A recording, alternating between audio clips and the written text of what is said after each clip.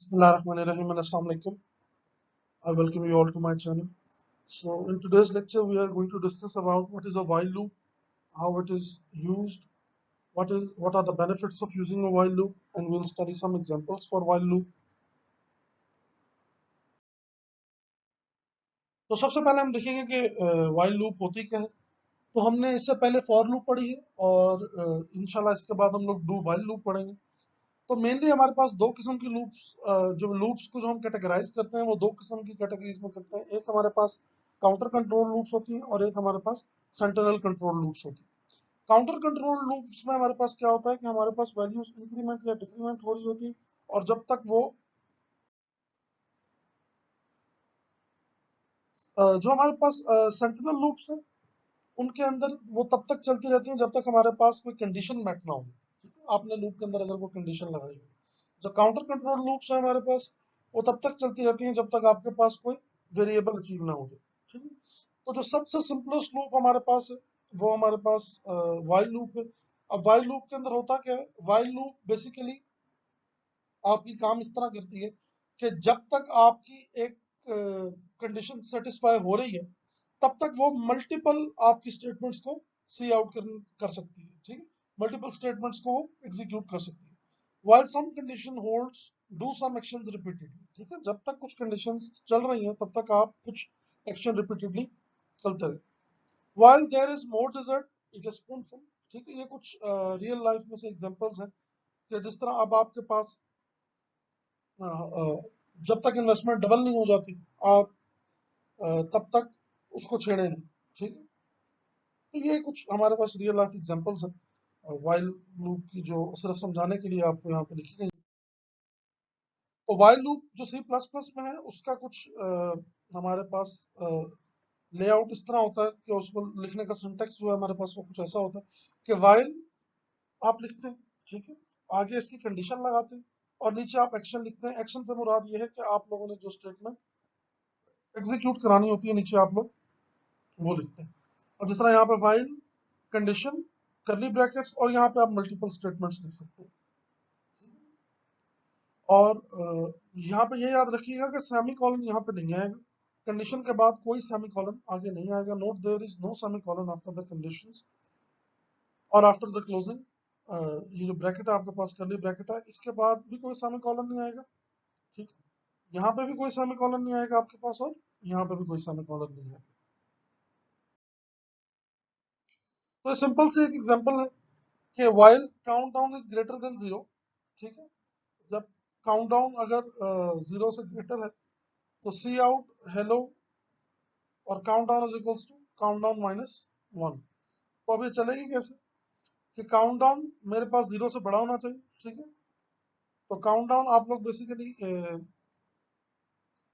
सी इन करवाएंगे, यूजर इसको सी इन करेगा बेसिकली कि काउंटडाउन की क्या वैल्यू होगी। ठीक, तो ये सी आउट करता रहेगा आपके पास हेलो जब तक आपकी countdown is equals to countdown minus 1 की कंडीशन सेटिस्फाई है और जब तक ये 0 से बड़ा है। जैसे ही ये 0 के बराबर हो जाएगा तो आपकी जो लूप है वो डिसकंटिन्यू हो जाएगी और आपकी मतलब इसके बॉडी के बाद जो भी होगी उसके ऊपर डायरेक्ट चली जाएगी और ये एग्जीक्यूट होना बंद हो जाएगी। ये एक फ्लो चार्ट है आपका वाइल लूप का कि वाइल लूप बेसिकली एग्जीक्यूट करते कैसे हैं, काम कैसे होता है। अगर यहाँ से आपके पास डाटा इन हो, ठीक है, और ये आ गया आपके पास वाइल लूप की जो कंडीशन है। ठीक है, जो वाइल के अंदर आपने लिखी हुई है ये कंडीशन है जो आपके पास ये है। अगर तो वो कंडीशन ट्रू है, ठीक है, तो स्टेटमेंट एग्जीक्यूट हो गया आपकी। फिर दोबारा वो कंडीशन को चेक करेगा, अगर वो ट्रू रही तो फिर स्टेटमेंट एग्जीक्यूट करेगा और अगर वो फॉल्स हो गई तो आपकी स्टेटमेंट को एग्जीक्यूट करना वो बंद कर देगा। If the condition evaluates to true, the flow chart of the program executes via the true for true branch following to the statement. When the statement compiles, the execution flow loops around to perform the whole while construction again. If the condition evaluates to false, execution flows to the output terminal on the statement following the while construct। तो basically होगा क्या यहाँ पे, जिस तरह कि मैंने आपको बताया कि जब तक आपकी कंडीशन ट्रू है आपकी स्टेटमेंट्स एग्जीक्यूट होती रहेंगी। जैसे आपकी कंडीशन फॉल्स होगी आपकी स्टेटमेंट्स एग्जीक्यूट होना बंद हो जाएगी। आप अगर चाहें तो अपनी वाइल लूप को एक इन्फिनिट लूप के तौर पे भी चला सकते हैं। अब इसको इन्फिनिट चलाने के लिए क्या है कि आपने काउंट डाउन को वैल्यू दे दी 5, while countdown is greater than 0, C out hello. अब आपको पता है कि 5 हमेशा 0 रहेगा। अब यहाँ पे आपने कोई इंक्रीमेंट या डिक्रीमेंट की कंडीशन नहीं लगाई यहाँ पे, ठीक है। अब क्योंकि आपने यहाँ पे कोई कंडीशन नहीं लगाई, तो ये लूप आपका कभी भी क्लोज नहीं होगा, बंद नहीं होगा, क्योंकि आपकी ये कंडीशन हमेशा ट्रू रहेगी। 5 हमेशा 0 से बड़ा ही रहेगा, तो ये कंडीशन आपकी हमेशा ट्रू होगी।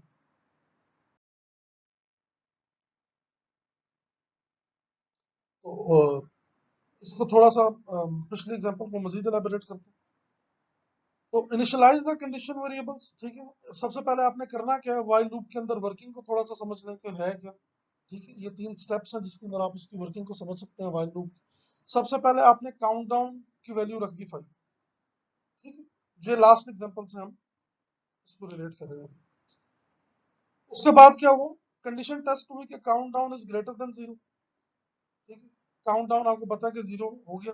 और modify the condition variables, countdown is equals to countdown -1, यहाँ पे ये +1 भी हो सकता है, क्योंकि हम 0 को अप्रोच कर रहे हैं, तो डेफिनेटली फिर हम -1 लिखेंगे। अगर किसी हायर नंबर को अप्रोच करें तो हम लोग उसके अंदर इंक्रीमेंट की वैल्यू लिखते हैं।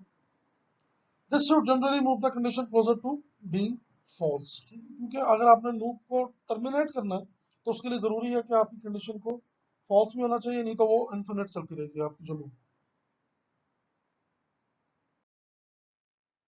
ये आपके पास एक एग्जांपल है कि x को आपने रख दिया 2, while x is not equals to 12, जहां पे exclamation mark is equals to के बराबर आ जाए तो उसका मतलब ये होता है कि x is not is equals to 12।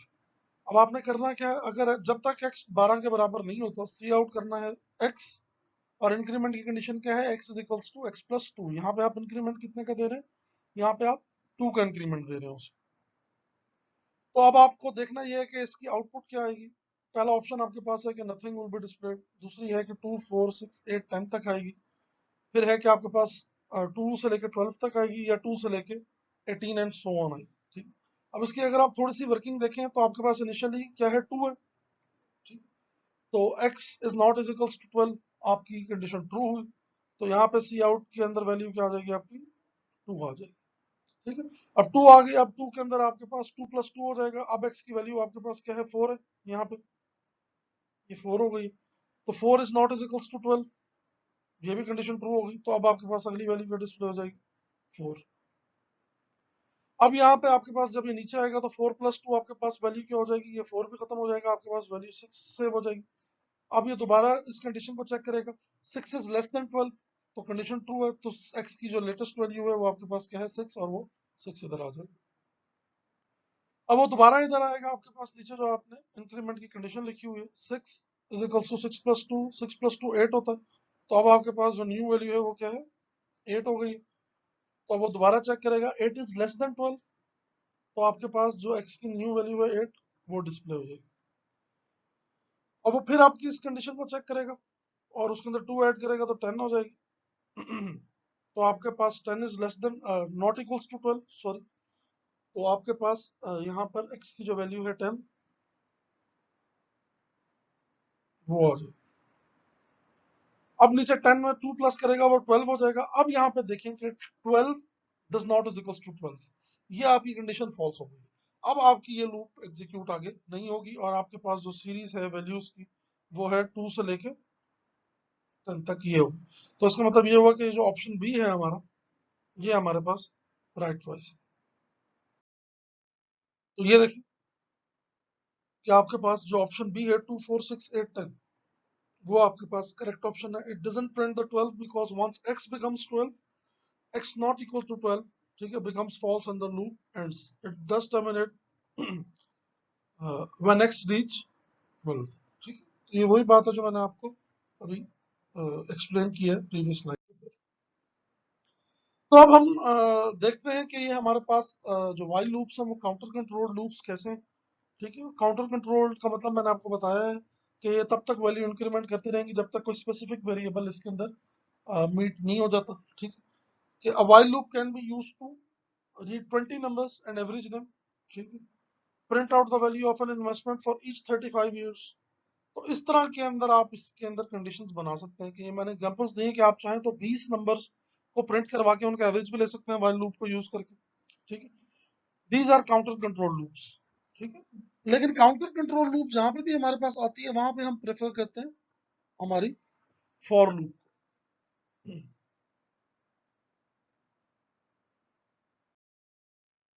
तो काउंटर कंट्रोल लूप अगर आपने बनाना है तो उसके लिए आप लोगों के पास जो सिंटेक्स है वो कुछ इस तरह का होता है कि counter is equals to zero while counter is less than N, ठीक है। जीरो से आपने शुरू की काउंटर की वैल्यू, और एन आपके पास कोई मैक्सिमम नंबर होगा जो यूजर ने एंटर किया होगा। तो जब तक वो एन से छोटा है काउंटर प्लस प्लस और आपकी ये लूप चलती रहेगी। इसी तरह हम फॉर लूप में करते होते थे कि फॉर लूप में हम फॉर लिखते थे और ब्रैकेट के अंदर ही हम अपनी तीनों टर्मिनेशन की जो कंडीशंस हैं वो लिखा करते थे, ठीक है ना। अब देखते हैं कि सेंटिनल लूप के तौर पे हम इसको कैसे यूज कर सकते हैं। Will use this a lot too, जो हमारे पास वाइल की लूप्स है ना वो नॉर्मली हम सेंटिनल लूप के तौर पे यूज करते हैं। तो आपको ये थोड़ी सी जो एग्जांपल्स हैं वो समझनी पड़ेंगी। While loops are perfect for handling sequences of inputs of unknown length, ठीक है। ये बहुत परफेक्ट है आपके पास उन इनपुट्स को हैंडल करने के लिए जिनकी लेंथ का आपको अंदाजा नहीं होता। If a special sentinel value terminates the sequence, then we use a sentinel control loop. Example, use zero to terminate series of student numbers, ठीक है। आप जीरो के ऊपर जीरो को अपनी कंडीशन वेरिएबल के अंदर रखेंगे, ठीक है। उसके ऊपर आपका चेक होगा। तो आपने अगर स्टूडेंट्स की कोई टर्मिनेशन कंडीशन लगानी है उनके नंबर को काउंट करने के लिए, use a negative number two terminate a sequence of exam results, ठीक है। तो ये सारी एग्जांपल इसकी हम आगे देखते हैं सेंटिनल लूप। जब इसको आपने सेंटिनल लूप बनाना हो तो आपने वेरिएबल को एंटर करना है, ठीक है। और उस वेरिएबल को आपने किसी नंबर के इक्वल टू नहीं होने देना। जिस तरह मैंने आपको अभी एग्जांपल दिखाया जिसमें हमारा x was not is equal to 12, तो वो जो एग्जांपल है वो हमारे पास सेंटिनल लूप की है, ठीक है। यहाँ पे आपके पास उस वेरिएबल के साथ क्या करना है वो आ जाएगा, और यहाँ पे आपके पास वेरिएबल भी आप चाहें तो सी इन करवा सकते हैं दोबारा से। अब ये एग्जांपल है कि आपके पास ये तीन छोटे छोटे कोड्स लिखे हुए हैं, ठीक है।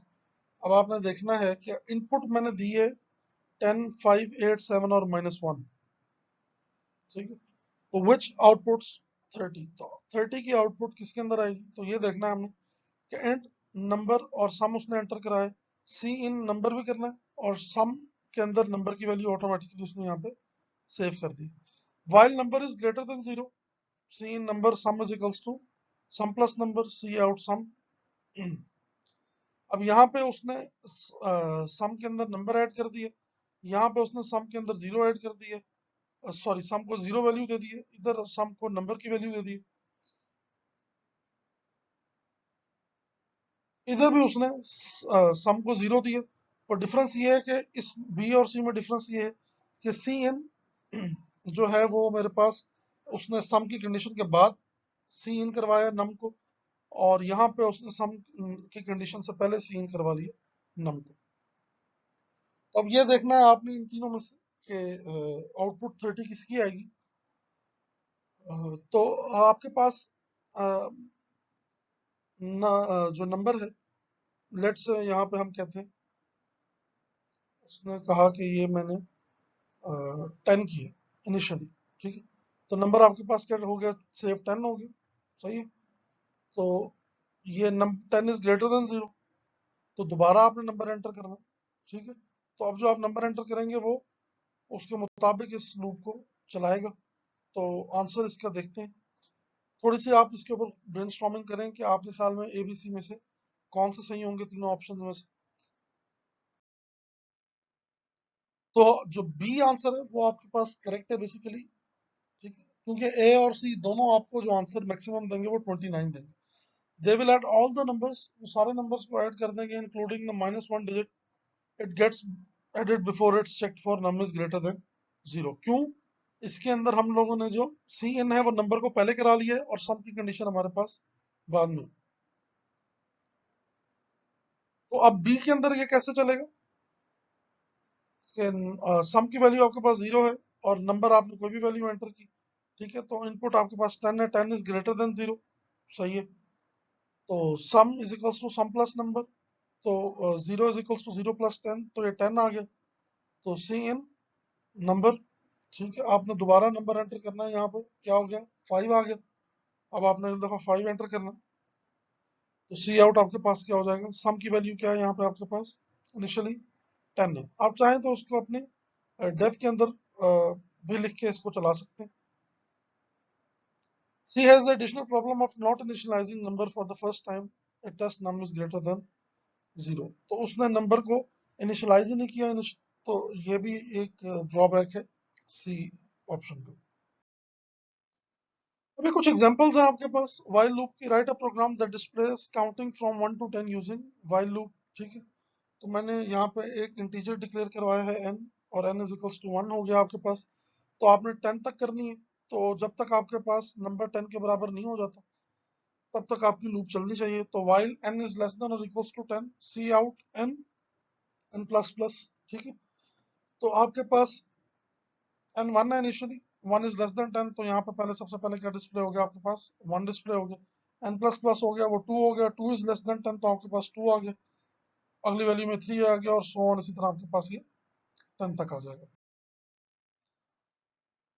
और write a program that displays first 5 numbers and their sums using while loop, ठीक है। आपने पहले 5 नंबर एंटर कराने और फिर उनका आपने सम एंटर करवाना यूजिंग व्हाइल लूप।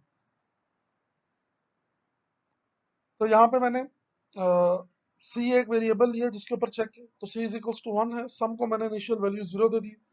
तो while C is less than और इक्वल्स टू 5, तो वो क्या करे, एक तो सी आपका डिस्प्ले कर दे, दूसरा उनका सम आपने डिस्प्ले करना, तो sum is equals to sum plus c हो जाएगा, और सी के अंदर आपने वैल्यू एक का इंक्रीमेंट करना है क्योंकि आपने 5 तक जाना, ठीक है। तो अब होगा क्या, यहाँ पे सी की वैल्यू आपके पास 1 है, तो इनिशियली तो वो आपको 1 डिस्प्ले करेगा।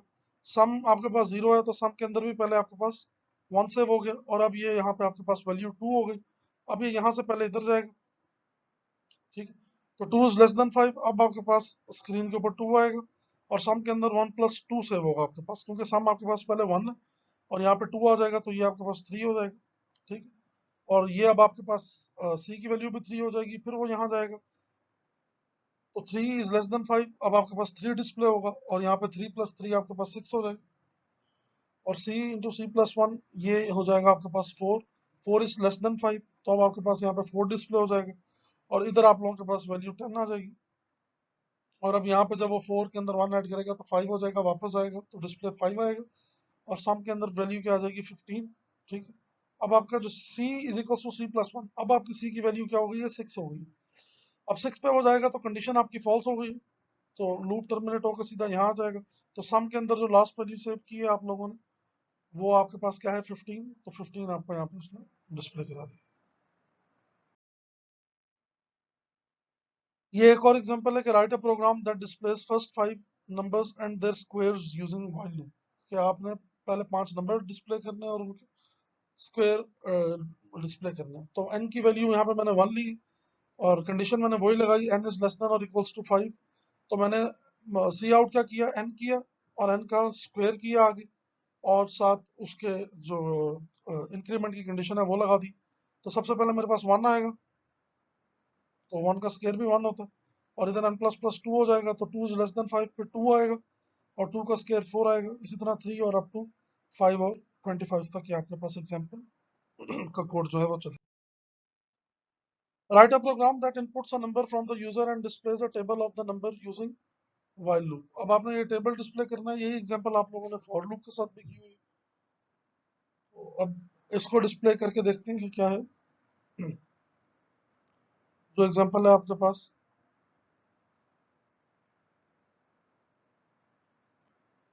एंड एन सी, ठीक है, दो मैंने वेरिएबल्स करा दिए, सी इज इक्वल्स टू 1 है मेरे पास, सी आउट एंटर अ नंबर, कोई भी नंबर एंटर करना है, और वो मैंने एन किया, ठीक है।